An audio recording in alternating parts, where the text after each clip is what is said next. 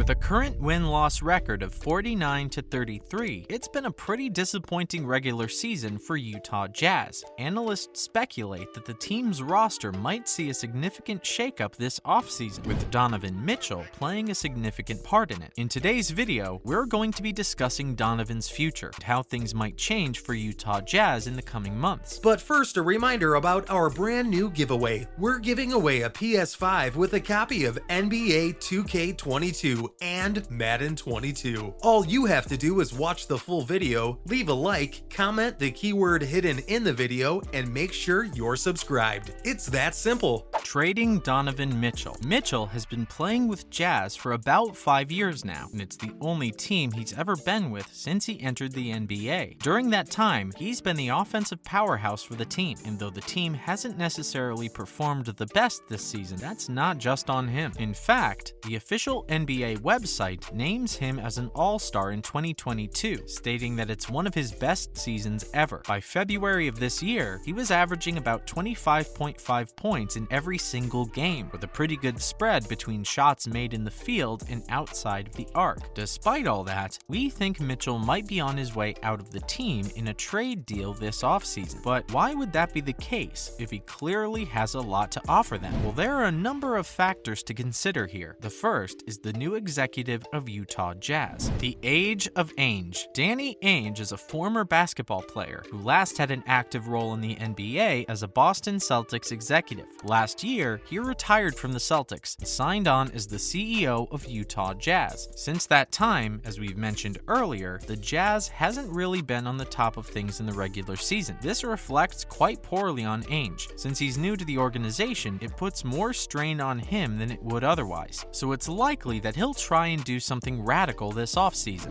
in order to breathe new life into the current lineup. What that implies, we can only speculate. But we do have some other information that provides insight into what's coming. How much Jazz can one man take? As we've said before, Mitchell has spent the first 5 years of his NBA career dedicated to the Jazz, and in that time, he's proven himself to be one of the best new talents in the game. He's only 25 years old and has a lot ahead of him. Considering he's doing so well while the team has been suffering, we wouldn't hold it against Donovan if he thought that he was outgrowing the team. If that's the case, this might be the best time for him to leave as well, considering a rumor that has been making rounds on social media. The said rumor claims that Donovan has been setting himself up for a transfer to a bigger market once his tenure at Utah Jazz ends. When he began in 2017, his contract specified a 5-year period. So, if the rumor is to be believed, Donovan himself might seek to leave Utah Jazz. Ultimately, though, the decision rests with Ainge, who might want to keep him on for a little while longer, or choose to trade him out this offseason. What's the trade? So let's say the trade does happen this season. Where would Jazz send Donovan, and what's in the cards for their lineup? Considering Donovan's status, Utah Jazz would definitely opt for a high-profile team that could offer something substantial in return. At the current moment, it might be possible that the trade's going to be made with the Los Angeles Lakers, who have 3 players that would serve the Utah Jazz lineup well. These players are Ben Simmons, Day'Ron Sharpe, and Cam Thomas. Unfortunately, that still wouldn't account for what Donovan's currently valued at. That's where we expect such a great deal to get a bit messier. Since the Lakers don't really have a lot of assets to offer up, this would have to be a 3-team deal. What the NBA Analysis Network believes is that this trade is going to be between Jazz, the Lakers, and the Brooklyn Nets. The Nets come in here because there's a belief that Kevin Durant, current Nets forward, might be pushing for his team to reunite him with his old partner, Russell Westbrook from the Lakers. Westbrook himself is a fairly valuable player, and if the Lakers trade him, they might have the resources to obtain Donovan from Utah Jazz. The details of the trade between the Lakers and the Nets may be a little bit more complicated than that, and might involve the offer of first-round picks in the draft, but we don't have enough to go on to discuss that. What's the alternative? Considering this is just informed speculation, we can go a step further and rope Rudy Gobert into this. Donovan and Gobert have been linked since Donovan joined Jazz back back in 2017 and have been a powerful duo. It might be in any receiving team's interest to keep them together, so this might be a double offer from Utah Jazz. This is a lot more uncertain than the trade deal just involving Donovan, as Gobert hasn't expressed similar interest in leaving the team. Gobert's position as center is also a problem, though he would be a valuable addition to any team that's in the running for a title. The ones that are at the moment, like the Dallas Mavericks and Brooklyn Nets, don't necessarily have the assets to trade for him. Though it would be nice to see this duo retained in the NBA, it seems highly unlikely that this would be the case. But, as always, we have our fingers crossed. Regardless, Donovan can only go up from here, and if he heads to the Lakers, he might be on his way to becoming one of the best NBA players of all time. Other news: Collins might be Thunders. There are sometimes clues that hint at a trade that might be coming in the offseason. Analysts have put those clues together to come up with some realistic possible trades that you may never have considered or even thought possible. The first of these concerns John Collins, who is currently the power forward for the Atlanta Hawks. The Hawks have declined considerably since their last year in the Eastern Conference Finals, only managing to secure the play-in tournament this year. This might mean drastic changes for their lineup if they have an early postseason exit. Earlier this year, Bleacher Report stated that Atlanta was looking to secure a valuable first-round pick and a starting caliber player. As they're in desperate need of a shutdown perimeter defender, it's believed that they might opt for Lou Dort, who has been instrumental in Oklahoma City Thunder's wins in the toughest matchups. With current lineup members like DeAndre Hunter and Kevin Huerter, adding Dort to the mix would give Atlanta a much-needed boost in defense. The deal would also include Kenrich Williams as an impactful wingman and Derek Favors as a means of balancing the transaction. On the other hand, Collins would have the opportunity to grow and shine alongside consistent shot creators like Josh Giddey and Shai Gilgeous-Alexander, who would give the 24-year-old ample space to showcase his finishing abilities. Could Harris be going to the Mavericks? Another potential set of trades is one that we're particularly interested in seeing brought to life. This would be a transaction between the Dallas Mavericks and the Philadelphia 76ers. The focus here really is on Sixers power forward Tobias Harris. Harris has shown time and time again that he's a formidable player, constantly giving the Sixers everything he has, shifting his play style a number of times to suit new lineups as a result of player rotations. He's flexible and has done a lot for the team, but we still think he's on his way out. Despite being a powerhouse, he's still only the fourth top scorer on the team, and that clashes with his contract. Over the next 2 seasons, it's estimated that he's owed about $77 million,